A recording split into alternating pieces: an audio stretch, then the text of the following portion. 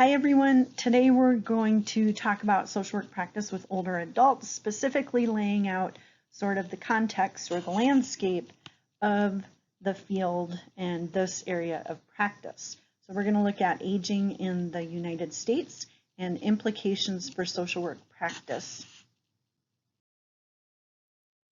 We're going to start with looking at demographics and some of the major demographic trends over the past couple of decades, well, actually over the past century plus. So this slide shows changes in the demographic trends for older adults in the United States over the past century and a quarter or so. So they both basically depict in percentage or by numbers differences from the turn of the 20th century in 1900, where about 4% of the American population was age 65 or older, and then the turn of the 21st century, where we had roughly 12% of the population in this age group, to right now we have approximately 17.4% of the American population that's in the age group of 65 and older. It's projected to be close to 20 to 25% of the American population by the middle of this century, so within the next 30 years or so. But that does not mean that aging is just an American issue.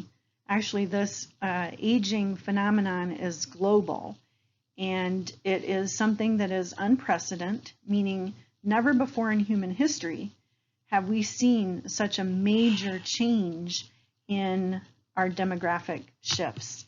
So, as a matter of fact, just to put it into perspective, 2/3 of all humans who have ever lived and reached the age of 65 or older are alive today. And we anticipate that there will be at least a 147% increase in the age of those 65 and older between 2000 and 2050. So in just a half a century. By comparison, the population as a whole will have increased by only about 49%. Currently in the world population for people age 65 and older is about 2/3 of a billion, around 703 million individuals. And it's anticipated that by 2050, there will be 1.5 billion people age 65 or older. That's like 1 in 6 people in the world will be over the age of 65 at that point in time, which is compared to right now, where it's about 1 in 11 people is age 65 or older around the world. Less developed countries will be home to more than 2/3 of the aging population by 2050, and that will come to about 1.1 billion people 65 and older will be living in less developed countries. So as populations age, the shares of working age adults, those between like 25 to 64 years old, and older persons 65 and older, will increase, while shares of children, so those 0 to 14 years, and youth 15 to 24 years, will decrease. So think about what that means for the next generations as far as dependency ratios go between younger and older generations. But now here in the United States, the picture looks something like this. So as I mentioned, the slides kind of reflect the changes from the turn of the 20th century and the turn of the 21st century and into the first quarter of this century. And the population of 65 plus since 1900 in the United States has increased more than 17-fold. The percentage has more than quadrupled since 1900. According to projections in the chart in the bottom right of this slide, the number of older Americans will almost double again in the next 40 years. So that means that these changes are happening very rapidly also, which is hard for society to sort of prepare for. Our infrastructures are not set up or equipped to deal with so many older people and the life-changing age-related transitions that occur for a lot of people in this age group. So some other interesting statistics to kind of keep things in mind and put things in perspective is that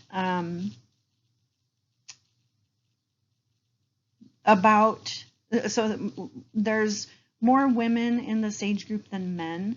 So currently we have about total of about 54.1 million Americans who are 65 and older. So that's about 1 in 7 people. And that means there's currently about 125 women to every 100 men in this age group. And by 2050, we expect there to be between 20 and 25% of the population in this age group, equaling about 86.7 million Americans. And by 2060, we're expected to see as many as 98.2 million Americans fall in this age group, which is about 1 in 4. So there are some parts of Florida, if you've been there anytime recently, where they already see this proportion of their population in that age group. There are parts of Nebraska, there are certain counties in Nebraska, actually throughout the Midwest and the middle section of the United States, where you can see how these demographics play out in certain counties. So there are some counties, particularly in rural states, rural communities, where the proportion of people 65 and older are beyond that 1 out of 4 or 25% of the population. They might extend upward of 33% of the population of some counties are seeing this drastic increase in their older population. In Nebraska, our overall 65 plus population currently is at 16.15%. So we're pretty much right in line with the national average, or the most up-to-date one that I've seen is 17.4%. But depending on your source, you might see statistics that say 16% of the American population 65 and older is where we're standing.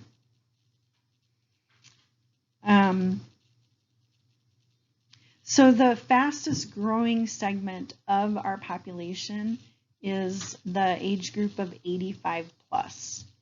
So just to sort of, show how this is changing, we had about 3 million Americans in 2000 who were in the 85 and older age group.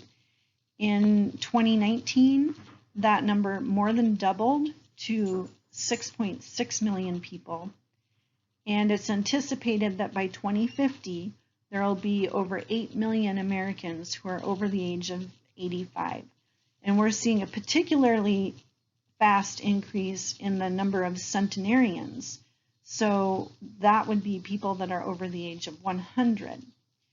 And in fact, it's projected that more than half of all baby girls who are born so far this century are expected to live into the 22nd century.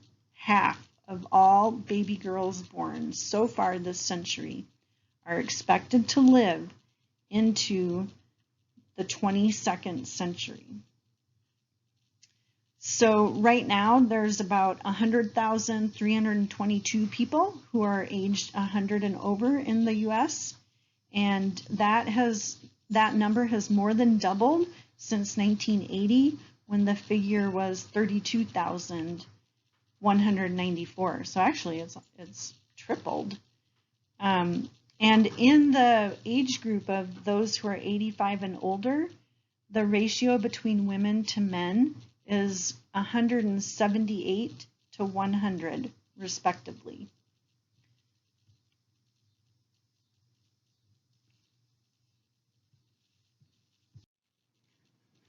So a couple minutes ago, I mentioned the dependency ratio.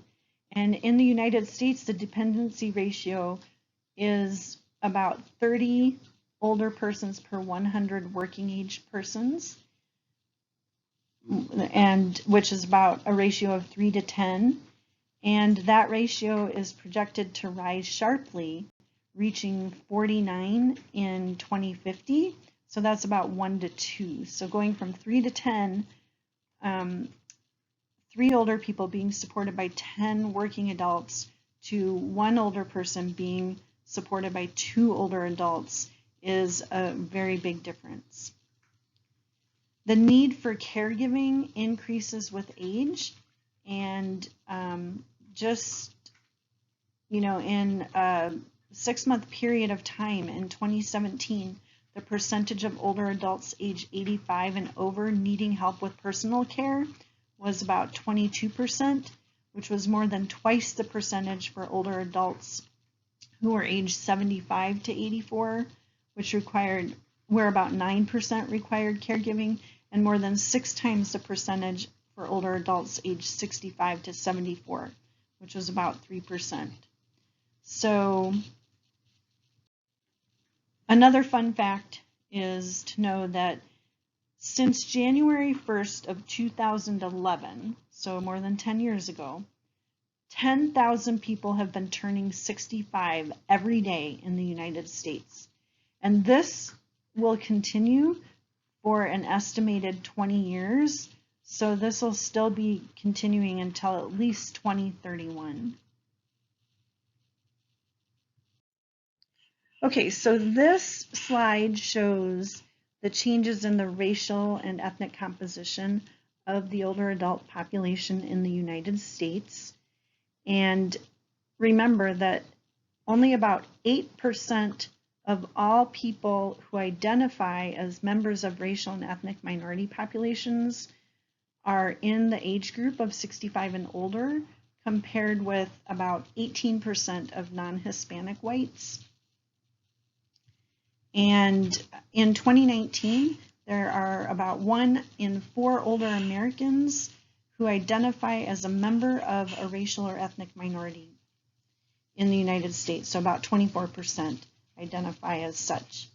And that's expected to increase to about 34% by 2040. The percentage of people age 65 and older within each racial and ethnic minority group are comprised of the following. So about 10% identify as African American, 11% identify as Asian, about 8% identify as Native Hawaiian or Pacific Islanders, and 10% identify as American Indian or Native Alaskan, and roughly 6% identify as Hispanic.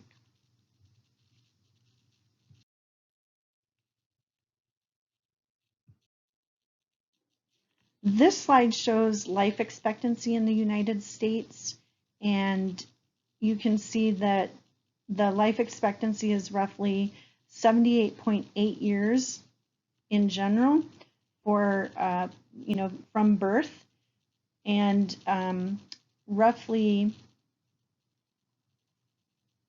19.3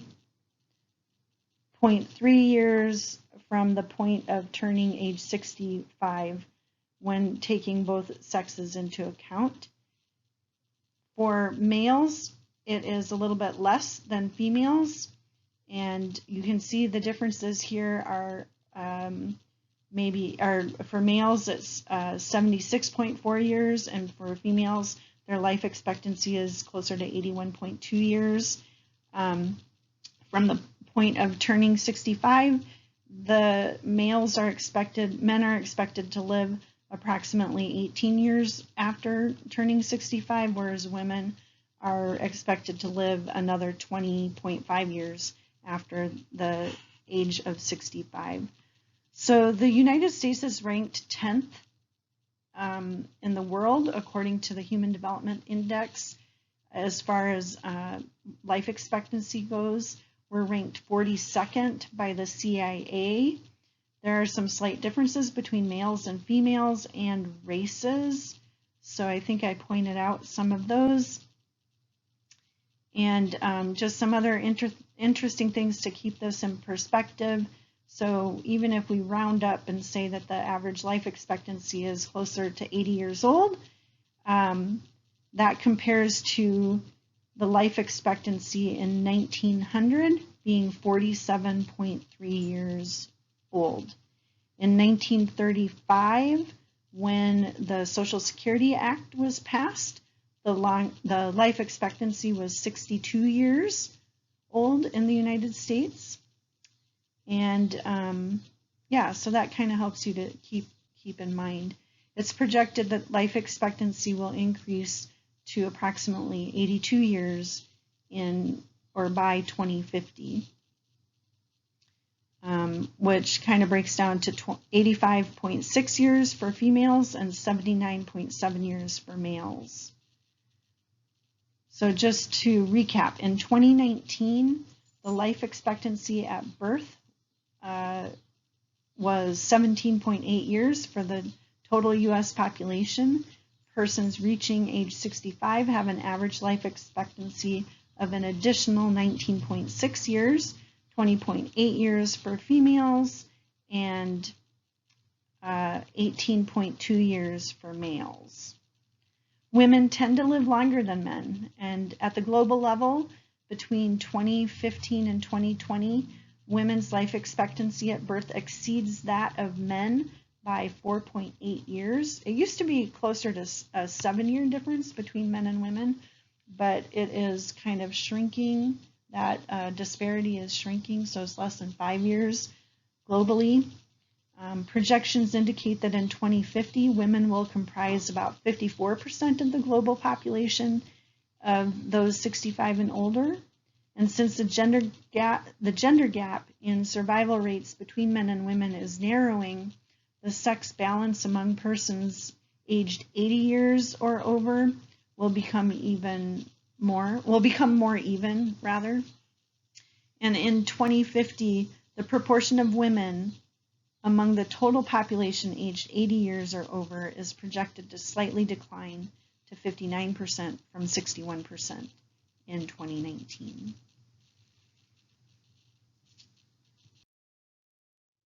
So now I want you to just take a couple minutes to think about this. Why do we have so many older people living on this planet right now?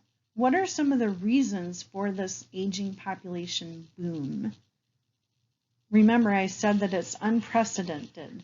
We've never had this drastic of a change in the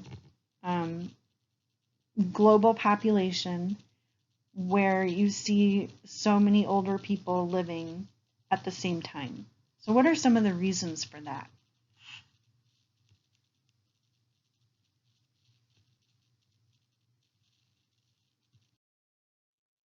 Okay, so here are some of the main reasons for the increased aging population.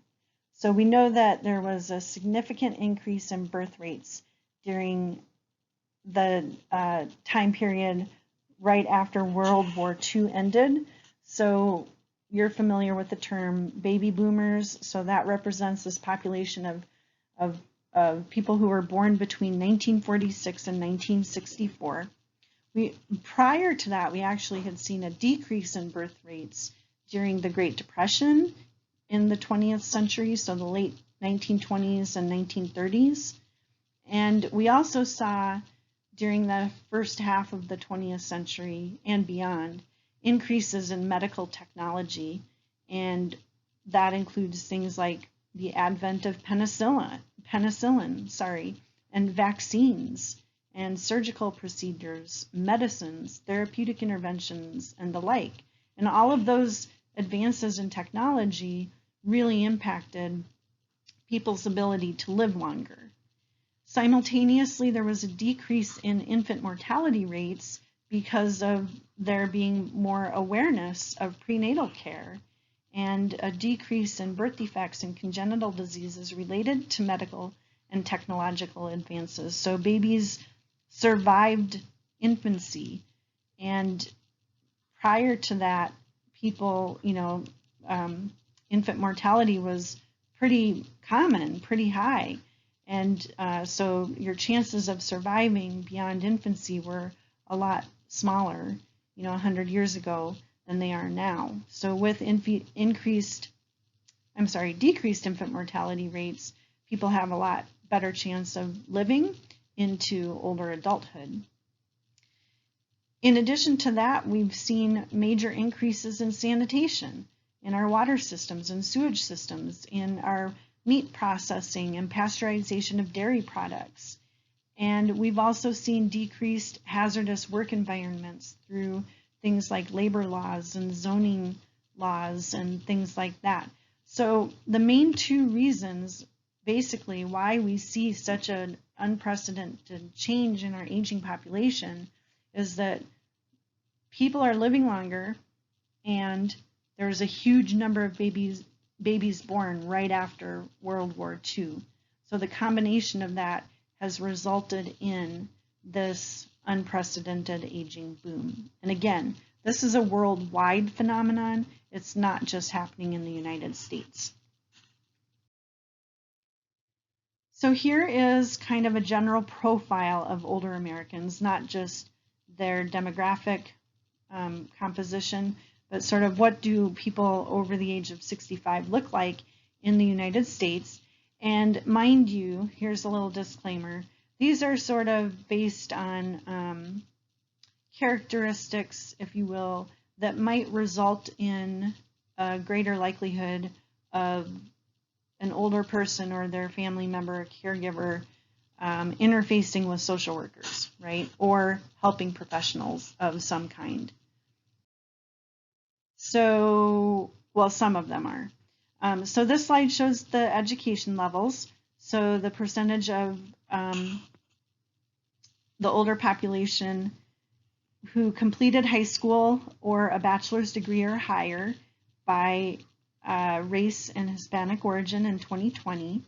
So just to kind of compare a little history here. So in 1965, there was about 24% of people aged 65 and older who had graduated from high school, and only about 5% had at least a bachelor's degree.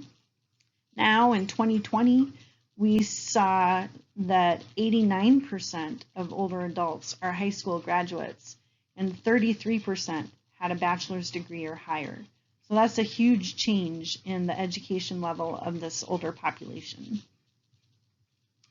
Despite the overall increase in educational attainment among older Americans, there are still substantial education differences that exist among racial and ethnic groups.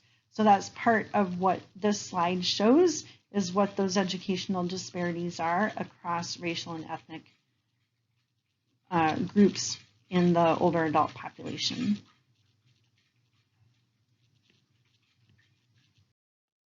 So this slide shows the marital status of persons age 65 and older in the United States in 2020. A larger percentage of older men are married as compared with older women. So about 70% of men compared to 48% of women are married. 30% of older women are widowed versus 10% of men. 15% of older folks are divorced, 17% women versus 14% of men. All in a small proportion, about 6% of older adults were never married, so they identify as single. This slide talks about living arrangements.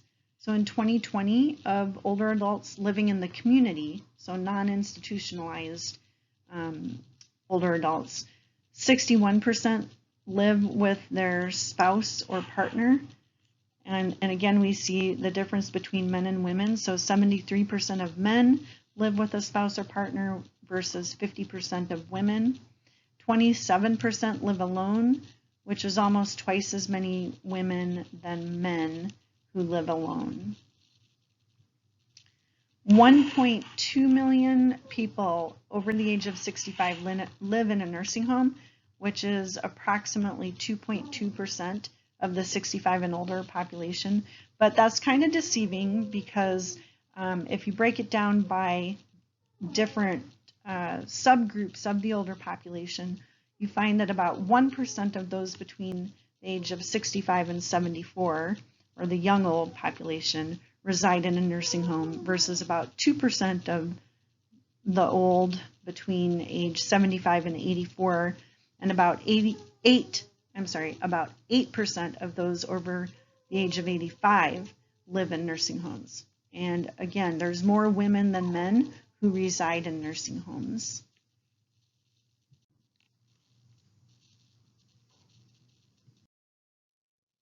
So these are some general characteristics of needs of older adults, and this is actually what I was referring to a few minutes ago, where these are probably things that are especially important to keep in mind as social workers working in this area of practice. These are related to things that might bring people to interface with social workers.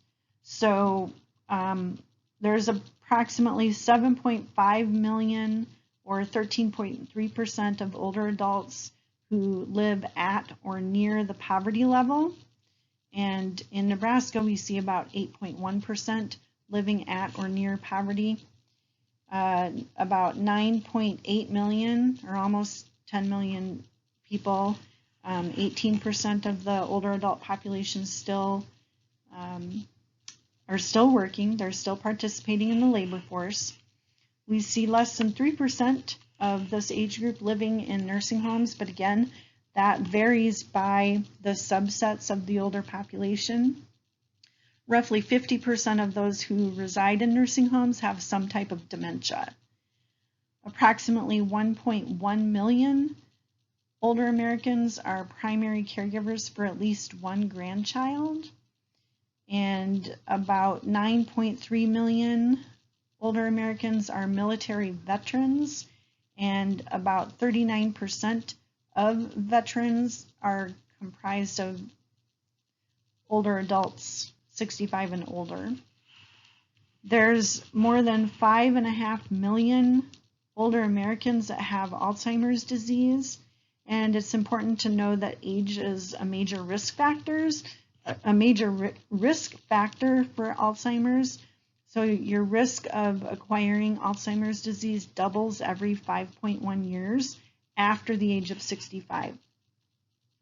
Most older adults have at least one chronic condition. Many have multiple conditions, and approximately 19% have some level of disability. I'll expand on that here in just a minute. We also know that between 20 and 27% of older adults have some kind of mental health disorder. However, less than 25% of older adults receive treatment for their mental health issues, and we can see a big difference between those who reside in the community and those in institutions. Approximately 13% of older Americans take prescription medications for feelings of worry or nervousness or anxiety. About 12% take prescriptions for depression. Less than 3% of mental health providers have older adults on their clientele. Suicide rates are highest among older adult white males over the age of 85. They're neck and neck right now with the middle-aged group. They have been had the highest rates for many years, and in the last couple of years, they dropped just by like a 0.1 percentage point to the middle-aged group. So they're neck and neck in there. But about every 90 minutes, someone over the age of 65 completes suicide, and 90% of those who completed suicide had a mood disorder or some kind of substance abuse problem.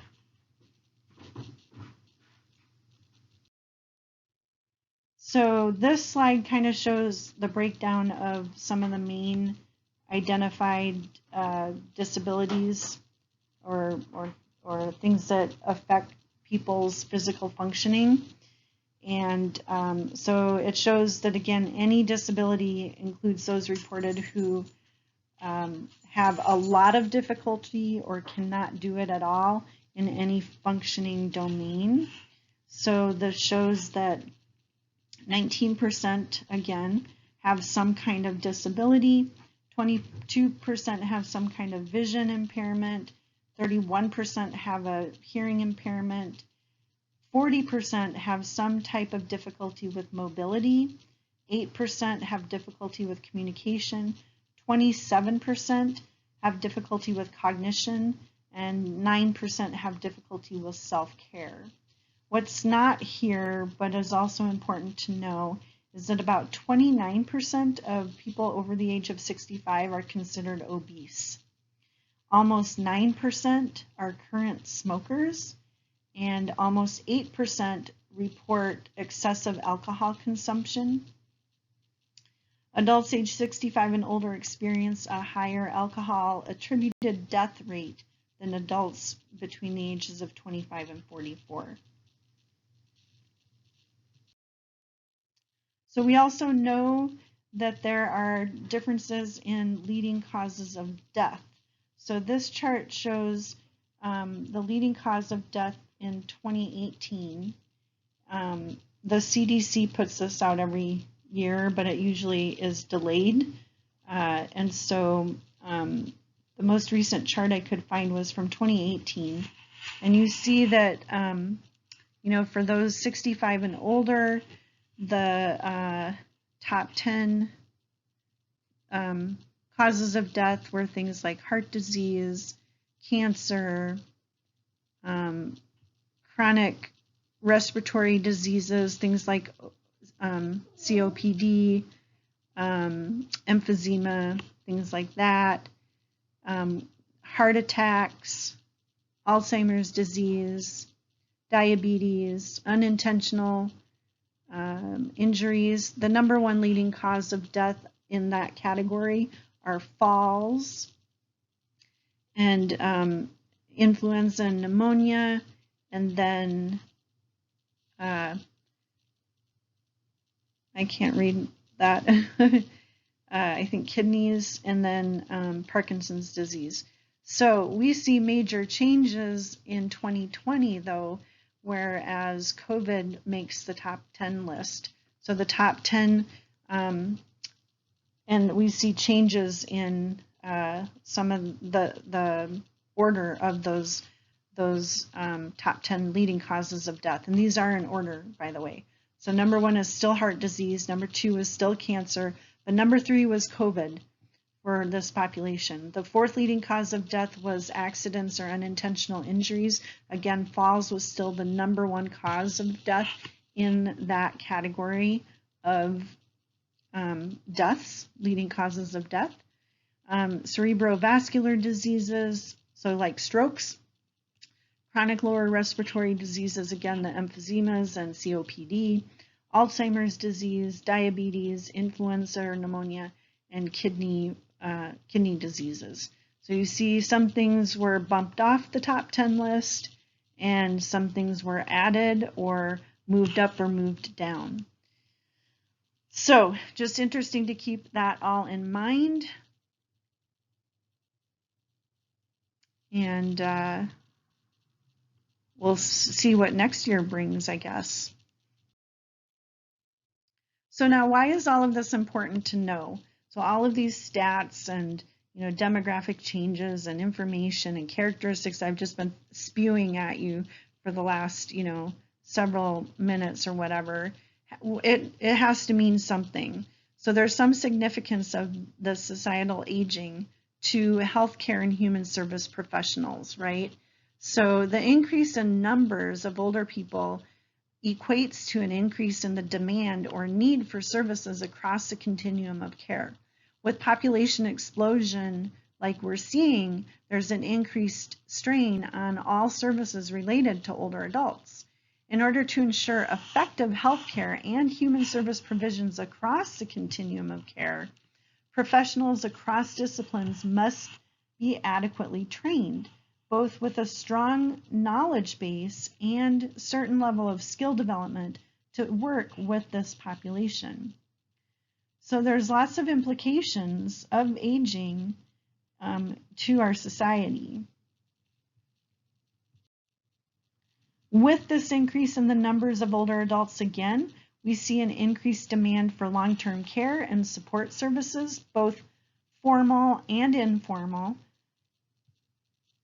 We also see an increased demand for services with regard to having more choices across the continuum of care and more affordable and accessible options for long-term care. There will be differences between the past and present cohorts of older adults as well, and the current and upcoming baby boom generation. The baby boomers are expected to be a generation unlike any other, meaning they expect to age independently and remain active, and maybe in some ways they're identified as being more demanding. They're also anticipated to and that, I guess that means that in a sense, they're expected to get what they want when they want it to some extent. An array of living arrangements and care options and services are necessary to meet the needs of the next generation of older adults. But offering choices across the continuum of care levels is reliant on ample resources, and it involves maximizing people's perceptions of quality of life too. With this increased demand for services, we'll see this increased strain on all services related to older adults.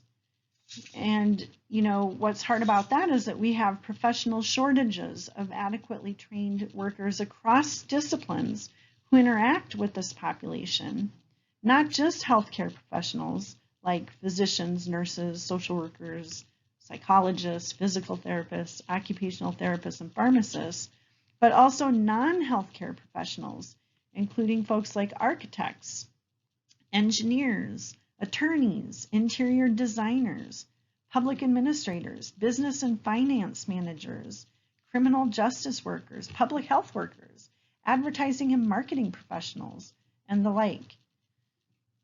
Also, the increased strain on aging services is impacted by the increased costs of care that limit the ability of older adults and family members to afford preferred care options and lifestyle choices.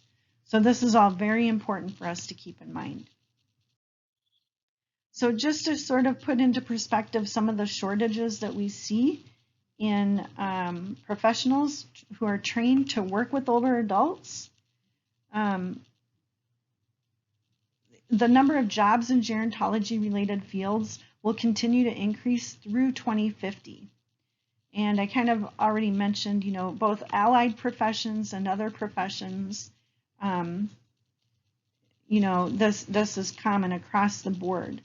But with regard to sort of our area of professionals, 69% of psychologists report that they work with older adults, but less than 30% of those psychologists had any graduate coursework in geropsychology. Less than 20% had any kind of supervised internships with older adults. 2/3 of nursing schools do not require courses in geriatrics. 1% of nurses are certified in gerontology or geriatric nursing across the country. 10 out of 125 medical schools require courses in geriatrics. There's similar deficiencies in all of those other allied professions that I mentioned, and there's significant growth in other professions as well, like I mentioned. And then we see, very few medical schools that have any kind of gerontology programs in their curriculum.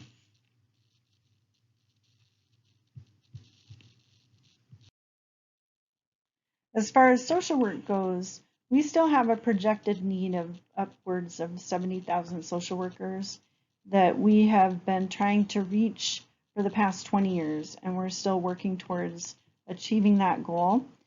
It's kind of challenging when only 16% of bachelor's students and 4% of MSW students are trained to work with older adults. We know that about 75% of social workers have older adults on their caseloads, and about a quarter of them have older adults that make up at least 50% of their caseloads. About 62% of social workers not specializing in aging indicate that they need aging knowledge in their practice. Social workers have a 1 in 3 chance of working with older adults and their families in a non-aging setting. So that kind of relates to one of the messages I posted on Canvas this week, talking about whether, regardless of the area of practice that you want to work in or you think you want to work in, especially if it's not in the aging sector, there is still a high demand for gerontologically trained social workers. You have a strong chance of needing this content, even if you think you're going to work in child welfare or in a school setting or in private practice or in the correctional field, prison settings or something like that.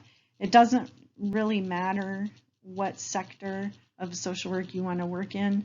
You will need some kind of basic knowledge and awareness of older adults and the aging process, because it will impact the work that you do with clients and how effective you might be with them.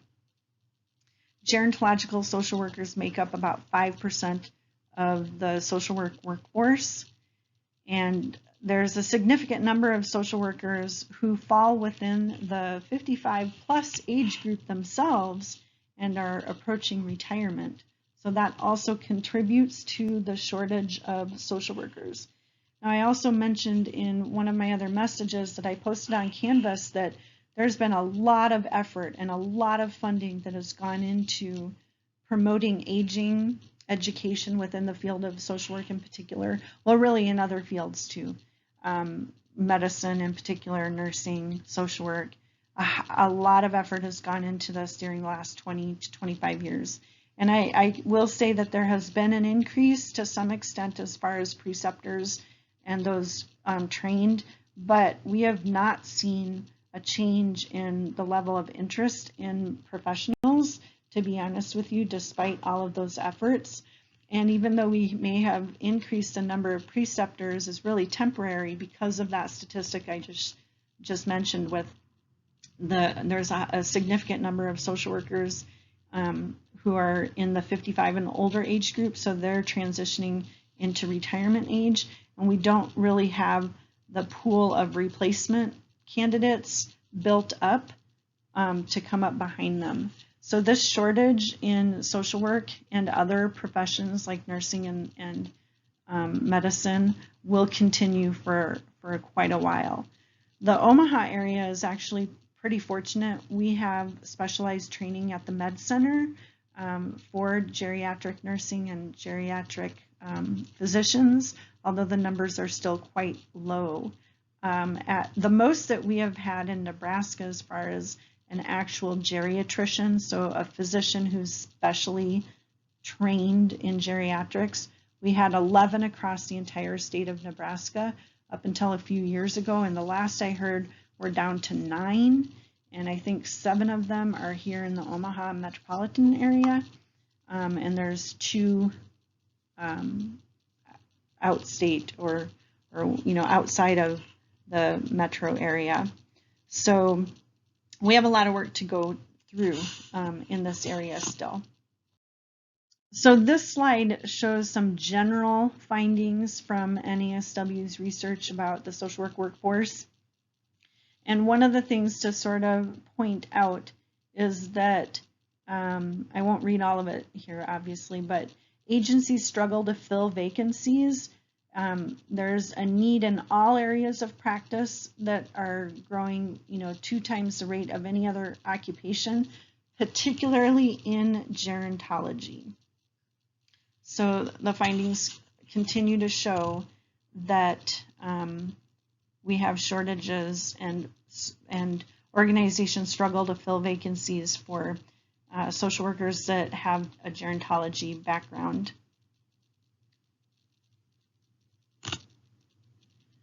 Okay. So this elaborates a little bit more on gaps in gerontology training in schools of social work.